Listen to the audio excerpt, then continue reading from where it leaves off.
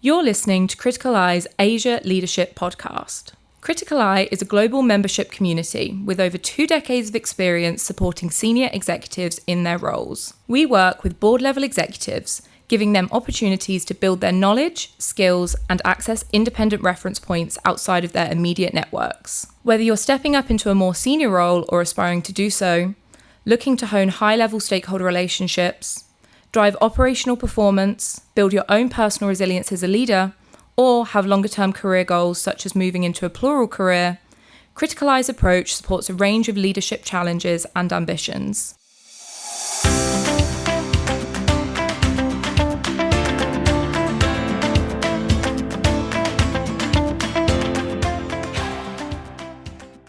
Hello and welcome to the Criticaleye Asia podcast, Inspiring Leaders to Succeed.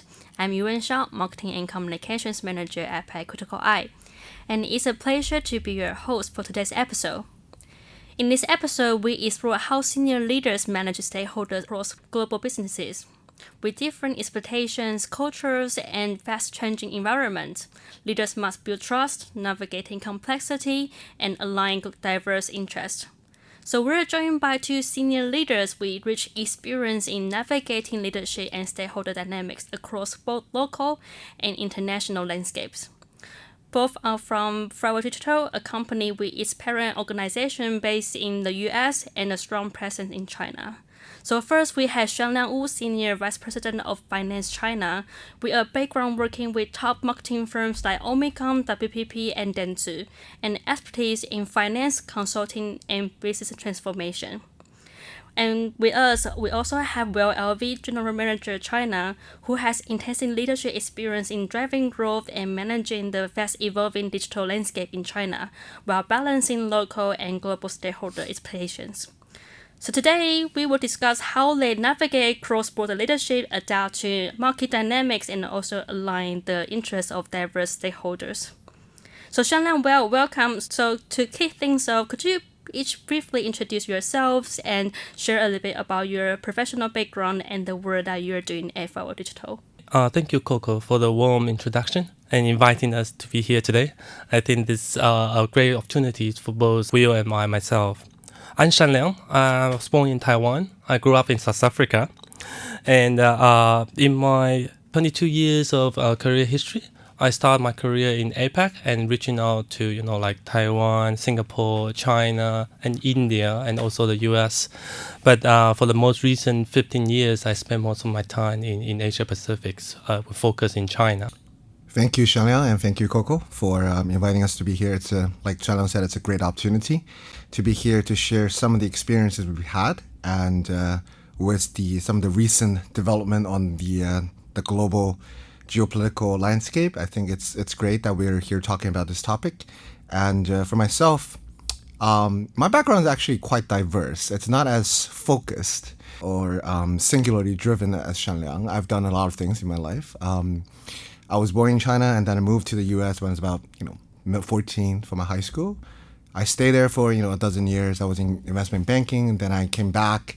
I did my family business for a while. And after that, I joined with my high school classmate and we actually formed a startup, which was later acquired by Essential and then integrated into Flywheel Digital. So right now, I'm the general manager of Flywheel Digital in China, overseeing all of the business that we carry out in the Chinese market. So, like I said, it's great to be here. Thank you, Shanliang and Will, for your introduction. So, as leaders manage a global organization from China, I think aligning Flywheel Digital's global strategy with the rapidly evolving market in China is a really unique challenge. So, how do you ensure that companies' global missions stay intact while adapting to local market demands? Well, I guess I'll take that first. In my opinion, I think there's 2 key factors that are really important. One is transparency. Transparency throughout the organization. That means the mission, the vision at the very top level gets carried out and transmitted and cascaded down to even the most junior member of the team. I think it's critical that everyone in the organization share that vision and believe in it and drive towards it as a team. So I think it's important to have that transparency so we make sure there's no misinformation, there's no misinterpretation, etc. And secondly, I think it's the fact that we need to be caring. Because as a business, it's a business composed of people. We are single individuals that make up the organization. So I think the leadership's care for the teams, whether they're located in US, whether they're located in Europe or China, APAC, wherever the region is, I think it's important to show that we care about the team and that we're going to work together as a team to achieve that mission. So those, I believe, are the most important component to make sure that the global mission will stay intact throughout the organization, regardless of geographic location. From my point of view, I think, of course, transparency is paramount. It's always welcome. But there is also a saying that say there is no truth, only perceptions.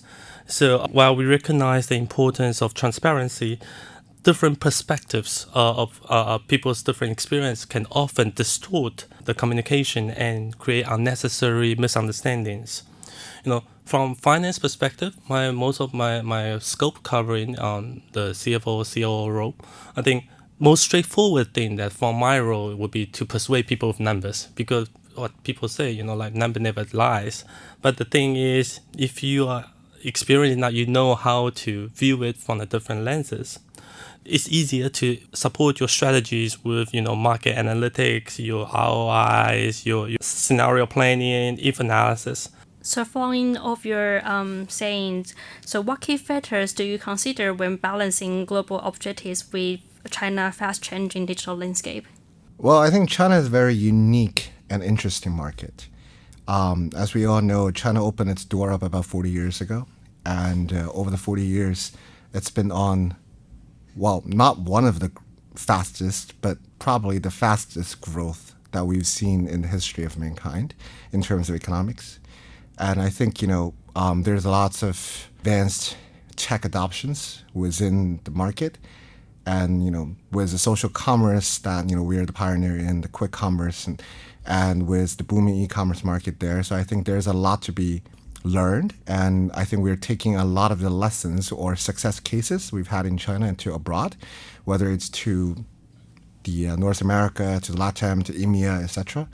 So I think, the most important factor that I think we should consider is that China is a unique market. We have to recognize it as a unique market. And we have to acknowledge that the cultural differences between different regions as well. So when we're talking about global objectives, of course, for any organization or companies, we're talking about growth, we're talking about EBIT performances, profitability, etc. But I think we also have to view China as its own uniqueness in its unique way. Is that how do we position China? Is it China going to be a market that we are expecting pure growth, stable growth, fast growth, or we want China to be kind of a pilot or kind of, a testing bed for what we want to conduct in the future? Is it lessons that we can learn in China that can be adopted across the globe to promote growth everywhere else? I think that's a question that the leadership has to answer. And I think the leadership just really needs to have an open mindset about, what happens in China is not necessarily only can happen in China. It's what lessons we can learn from the Chinese market and take it abroad.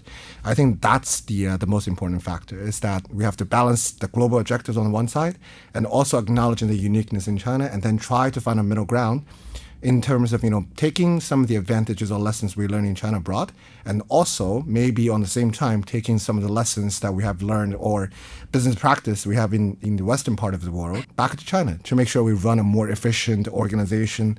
We run it with, a regulatory oversight, etc. So I think these are all of the things that we have to consider. I would like to share my point of view from a different lens, in the sense that when we say about balancing, it often means there is a trade-off. It's either you gain, I lose, or I gain, you lose. But from my personal point of view, I don't really think there is a fundamental conflict of interest between global and our China. As a company, we all want to generate profit margins. As a company, we all want our people to enjoy working in the company and fulfill their dreams here stably and progressively. But there is inevitably, there is a point of view that we often have with the different stakeholders, especially in financial terms, is whether, for example, putting in financial metrics, do you want revenue growth over your margin growth, or you want margin first before of higher priority comparing to revenue? So well, and Shanliang, in your experience, how do you manage global leadership expectations while also addressing the unique needs of local stakeholders like Chinese partners or the teams? Well, I think, the word that I'm keep going back to is transparency. So definitely, I think it's important. It's actually, I would say, critical to make sure that global leadership has all of the information that they need to understand the Chinese market. And I think secondly is that in terms of managing, that's a very interesting word, because I think a lot of times we're talking about managing expectations, but to me it's less about managing but more about communication. It's communicating about the uniqueness within the Chinese market and telling them, informing the leaders so that they have all of the necessary information to make the right choices. Because previously we just talked about we need to strike a balance between the global objectives and the uniqueness of the Chinese market. But this is different than, say, like managing their expectation. It's more about making sure that they have a global objective or a global mission that can be transmitted and it can be carried out throughout the geographic locations. So I think it's less about managing their expectation to actually talk about these differences or even just be upfront about these frictions rather than just wait and say, okay, I'll follow your direction, I'll follow your guidance, I'll follow your instructions, etc. But then I think you'll have more respect and trust within the organization if you can be upfront and present your point of view. Because I think for the global leaders, they're in their position for a reason. They're all open-minded. They see business value and they can identify business value. So I think it's critical that we give them that information and make sure that they have the information to make the right judgment, the right choices, the right decisions. I think that's the role the local leaders within APAC that has to play. So adding on to that is normally I don't quite what you could support the idea about managing expectation, because when you say you try to manage something, that means you either try to make the things work it in your own way, but often it would be proven that your way may not be the only way, may not be the best way. It could be or it could not be, but it definitely would not be the only way. So what we normally do internally is we try to be transparent. That's what we all say. We put everything on the table to the degree we can. But more importantly, adding onto it, we make sure the weighting is very clear to the different stakeholders, because you put all the things on the table, but this metric to you may be important, but maybe not less important compared to me. Often, by understanding our point of view, our weightings, our thoughts around the different scenario, incident that's happening, we often come to the same conclusion. So how about in terms of managing the global and local stakeholders? I think there's a different expectations. So how do you feel like you can build trust among different stakeholder group, like locally and globally? So for example, let me use a very common issue that the finance people will always face. As you know, we were recently acquired by Omnicom last year, and the reporting cadence is very different between the two groups. Omnicom has instructed us to significantly pull forward our month-end closing reporting timelines by over a week plus. To finance people, finance audience would definitely know this is a disaster, and then we have to adjust it in the next 2-3 months. We still managed to do it. So I think what we have done is we have firstly explained the situation to them. Secondly, more importantly, we try to find a common ground and to see what is it that's really meaningful to them and what is more important to the local stakeholders. So by explaining the different requirement and narrative, so the common alignment that we reached was very simple solution. It just for the locally to have the authority to do an early month-end close so that we can close the month earlier. So actually, if you have been expressing your considerations, your local stakeholders' considerations in full detail, the solution is much easier than what you would initially expect. Yeah, just to chip in on that and elaborate a bit more on Shanliang's point. I think the recent acquisition of Flywheel Digital by Omnicom has changed a lot. I think both for China as well for our global organization. I think going back into it, in the China market itself, we require a lot of agility to run the operation because that's just how the market dynamic is. In China, a lot of things happen really, really, really fast. And I think, it's a kind of a fundamental shift, especially from Flywheel Digital, who we were seen and we actually think of ourselves as a tech company. But now going into a more of, the media agencies, we have to operate in a different model. And I think the expectations definitely changed. Like, for example, with Omnicom, I think there is a lot of deliberation in terms of planning, forecasting, etc. But then for the business itself in China, a lot of times we won't be able to execute when we see an opportunity in the market. But sometimes that's just not possible under some of the constraints that we're operating with, which is, totally understandable. I think it's just the way the business is run differently within different industries. So I think, another thing that I would like to say is that we have to know when to pick our fights, especially when talking with the global team, because you're not going to win every single time. Sometimes there are things that you cannot control and then you just have to follow, regardless of what the local expectation is. It's just the way it is. But sometimes there are things that if you believe is critical to the team, to the market, to the business, then you really need to make a stance. I think that's the difference, is that sometimes you need to learn to be quiet and just get on with it. And sometimes you really have to draw a line and be like, this is what we have to do. Otherwise, we're going to have serious risks. I think it's that honesty and the maturity in terms of knowing which one to actually voice out and which one to take a stance on that can help us gain the trust as well as the confidence of the global leadership team. And then in the future, I think a lot of the cooperations will be much smoother. And then they will trust you to run the operation in the region, and then they will trust you to be the regional expert. And then I think you will have some of the autonomy as well as the flexibility to run the business as you see fit. So, extend a bit what you just say. How do you ensure both local and global stakeholders feel heard, valued, and also align with overall goals of those companies? Well, I think it goes back to the mission. It always comes down from the top. When we coin the mission, it's not going to be a mission or a global strategy that's only fit for a single region. So that's why I said sometimes we as the local leaders, we need to give the global leadership our point of view. We're the ones on the ground. We know the market. We know the people. We know the culture. We know the clients. We know how the market dynamic is, what's happening in the market, etc. So we want to make sure that we give them that information. So when they coin the mission statement, when they have the vision of what we want to be in 5 years, 10 years, etc., they'll be able to make sure that it's a vision that's all-encompassing. It's not only going to be for North America. It's not only going to be for Europe. It's actually going to be a global strategy. So I think that's the part that we have to really, really work on, is that just not be afraid. Just show your point of view. And then the trust, I think that's actually goes back to transparency. Because when we are being transparent, people can feel it. People can see it in your eyes. They know that, you actually care about them for your local team. They know you care about their growth, whether it's personal growth, career growth, etc. And then on the leadership level, they know that you care about business, you care about the organization, you want to grow with the organization, and you want to see the organization in a better place every single day. I would like to add one more thing. That's more on the technical side, which often people thought this would not be a problem, but in fact, in daily operation, this is actually the key problem we're facing. It's a language issue. People have to understand, especially in China, while a lot of people speak good English, but whenever we want to communicate a global objective, global goals, people interpret the English terms very differently.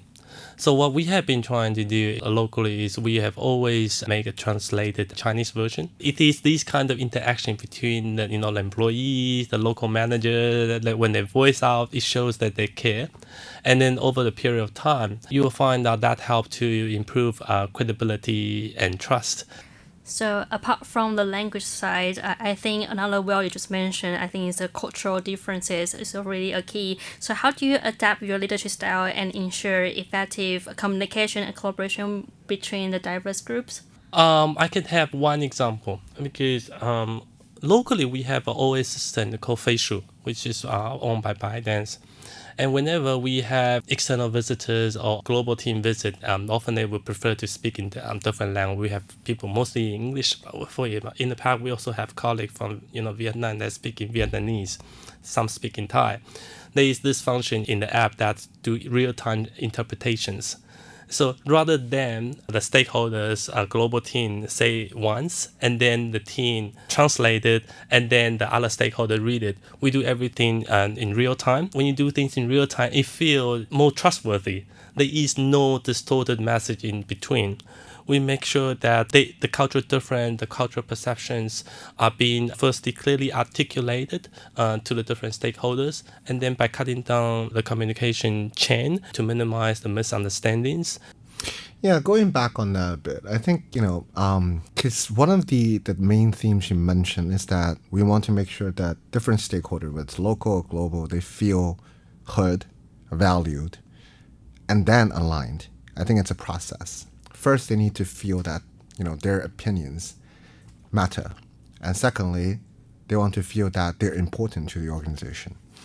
And after that, people can have a common goal and a common mission they want to work together to achieve. So I think the first important thing is making sure they're heard. And with China, I think the culture is very unique, is that traditionally speaking, the China team is a little more subtle. They're not as outspoken as some of our colleagues over in the West. I think this is very obvious from some of the town halls that we've hosted. There were practically no questions from the audience during the town hall. Yes. But then if we go out and collect questions, there are tons of questions. This is drastically different from the US. In the US, a lot of people will ask live questions, and they want to ask these questions. I wouldn't say it's the fear of public speaking. It's not. I think it's just the way that we were kind of brought up. I think the younger generations now is a bit different, but I think for a lot of our team members, it's actually, they still are a bit wary of, speaking out in public, asking challenging questions, etc. So I think as leaders, one key thing that we have to do is we have to make sure that the teams, whenever they have a concern, you need to be able to feel it. You need to have the pulse of the team to know what they're thinking about, what they care about, and what their concerns about.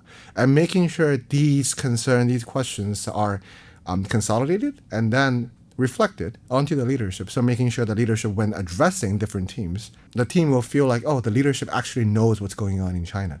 The leadership actually understand what my concerns are. And then they will feel more connected. And the second part, I think, is about being valued.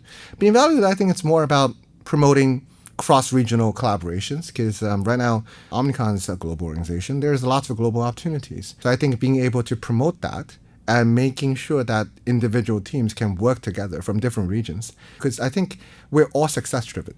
And I think success will fuel the kind of trust we have in the organization, the trust within each other. Even if we are thousands of miles away, we still believe we want to be successful. And we want to see how the other teams can complement us. So I think being able to give them that stage to participate on global objectives, global projects with teams across the globe is essential. There's a lot of talks about, de-risking China, and especially with all the tariffs right now President Trump has put in, there's going to be even bigger topic or hotter topic for people to discuss is what do we do with China?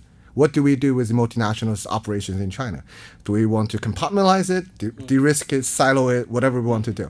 So I think there's going to be bound to be a lot of discussions. And I think during this critical period of time, it's even more important that we don't stay disconnected from the rest of the world. We have to make sure that, we operate still as a global organization with respect to some of the local uniqueness. And, that's just my 2 cents. So with everything so fast moving in China, so how do you stay adaptable and also make sure that you make a quick decision while also balancing the local and global perspectives? I think this is more about, you have to stay informed of what's going on in the market and stay informed of what's going on in your team. This is what I mentioned before about having a pulse on the team. Because sometimes as we kind of, move up the ranks in an organization, we get a bit detached from some of the junior team members. So we lose a bit of the voice and actually the sense of what the team's what's going on with the team, what's going on at the operational level. So I think, it's really important for us to have that connection. So I think, it's important for us to understand that, to recognize, actually, I would say, that we're not perfect as leaders. And sometimes we also need all the information we can get. And the more channels that we can obtain that information, the better suited we are in making critical decisions. Or whenever there's a need to take it to the global level, we feel like we have all the context to help the global leadership team, to assist them in a way, to make decisions that are critical and I think helpful to the local businesses. And I know a lot of times people talking about, the booming of information. Sometimes we have too much information to make choices, and sometimes we get overflooded. But as leaders, you need to have that ability to distill down to what are the key or the most critical ones that we have to address. And sometimes there are some noises, we just have to block it out. And being able to block out noises, I think it's critical. So, you just mentioned that staying informed is also really important. So how do you ensure you're staying ahead of industry trends? By sleeping less and actually reading up on all relevant information. Because I stay connected to, a bunch of things. Because, for people who know me well, they know usually I only need like 4 to 5 hours of sleep every day. So, I stay up quite late and I get up quite early. So, I'm always on the lookout for new things that's happening. I think it's external reference points. I think those are all informations that can help facilitate you in driving or formulating your strategy for the local market and to make sure that your strategy fit into the global vision. So I think, just having that is important. And then you have to make sure that you're not only hearing one side of the story, but that you're actually considering multiple side of story. I think that's a sign of the leader maturing. You can't just everything can be opinion based. Of course, you need to have an opinion, but your opinion needs to be based on facts. Needs to be based on what you see it's happening in the industry, it's in the market. So I think, having these reference points, having these information sources is critical. I don't think anybody will argue the importance of having sufficient information, quality information. In my own point of view, actually, this is one of the key qualities that differentiates between a good leader and a bad leader. The leader is not here to do the work. The more important, the leader is meant to make good decisions. If you don't have sufficient information, you would not be able to generate good quality decisions. Whether this is an external reference or it is internal teams' opinions or fact gathering that they have found, I think that's all very important. Personally, I don't have the luxury of what we mentioned. I need 8 hours of sleep every day. So to me, what's more important is with the limited time that often I have, I believe this in the company would definitely share the same pain. Our most valuable asset is time. The question is how we extract as much as quality information within shorter time span. And you make sure that you have at least 3 to 5 reliable sources of information. May it be coming from social media, may it be coming from colleagues, or it may come from an event that you participate annually. I think that would definitely help you stay on track of all the news, what's happening in the world. So thank you, Will and Shanliang, for sharing these invaluable insights. So as we wrap up, what's the most important piece of advice would you like to offer to leaders who are looking to effectively manage cross-border relationships and navigating the complexity of global markets? Well, I think the most important advice, from my personal experience, is that we have to jump out of this mindset of managing and navigating. Because it's not that we're managing other people's expectation. We're not navigating something that's really tumultuous. I think we are in this position because the leadership trusts our abilities, trusts our judgment. We have their trust. We have the local team's trust. We've achieved the results. So we are in this position for a reason. All we have to do is just carry on. Be who you are. Be transparent. Be honest. Be strategic. I mean, the scope we're looking at might be different. We might be looking at a single country within APAC. We might be looking at the APAC region. But overall, we're still in the same business. We are experienced business leaders. Sometimes I think we try to make this more difficult than it actually is. And sometimes we just have to free ourselves of these self-imposed shackles. Be like, oh, I have to manage my board's expectation. I have to manage what they see of the operation. There's differences within the market, so do I present this uniqueness to them? How do I get their support behind me? Do I have their trust? Do I have their confidence, etc.? I think all of these are shackles or additional pressures we put on ourselves. Running the business is already difficult. Let's make it fun again. Let's go back to what made us successful in the first place. We get to where we are by being who we are, by delivering results. So just have confidence, do what you have been doing, and I think the result will speak for itself. The tempest is coming. The global market is getting more and more complex, and navigating through it becoming, frankly speaking, is getting much more and more difficult. I personally believe, one piece of advice, just my 2 cents, I think, is to make sure that you build up your own belief. You share it and you stick to it. Consistencies will give you credit, and credit builds trust. Key to it is, once you have that happening, gradually you will build up the trust. That's what we will have to reiteratively mention. I think in this complexity of market environment that we are facing right now, the most valuable thing is trust. That will help us to manage, if we have to use the word manage, or control your cross-border relationship in the different market. So a big thank you once again, Shanliang and Will, for your perspective on navigating cross-border leadership, aligning global and local strategy, and fostering trust among diverse stakeholders have been truly enlightening for me. So I believe our listeners have gained valuable insights on managing complex global markets. So thank you very much. Thank you, Coco.